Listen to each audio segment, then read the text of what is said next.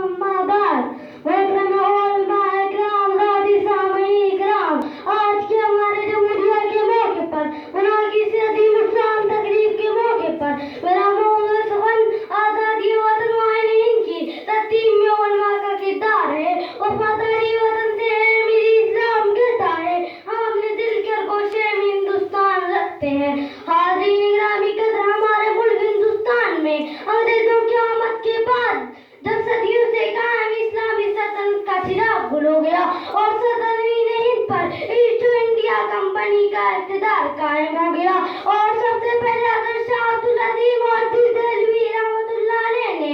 انگریزوں کے خلاف اعلان جہاد کرتے ہوئے کہا کہ ہمارا ملک غلام بن چکا ہے جب تک انگریز منہ سے نہیں نکل جائے امن قائم نہیں ہو سکتا چنانچہ اس اعلان کے بعد عقائد الاسلام نے سمندر کے سینے کو جیت کر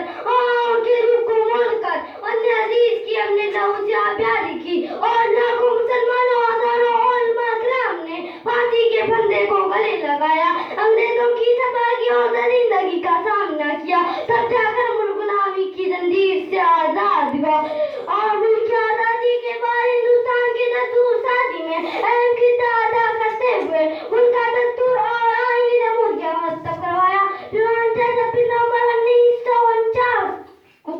دستور ساز کمیٹی نے طویل غور و خوض کے بعد دستور کو قانونی شکل دی اور 26 جنوری 1950 کو اسے نافذ کیا گیا معظم سامعین اکرام ہمارے قائدین حریت اور ملک کے بیماروں نے ایک ایسے ہندوستان کا خواب دیکھا جہاں امن و شانتی کی گنگا بہے جہاں اتحاد جاتی کا نعرہ بلند ہو جہاں لوساوات کا پرچم بلند ہو جہاں قوت بھائی چارگی کو بڑھاوا دیا جائے جہاں ایسے آئین کا بول بالا ہو جو مددی آزادی والا وطنی کا امین ہو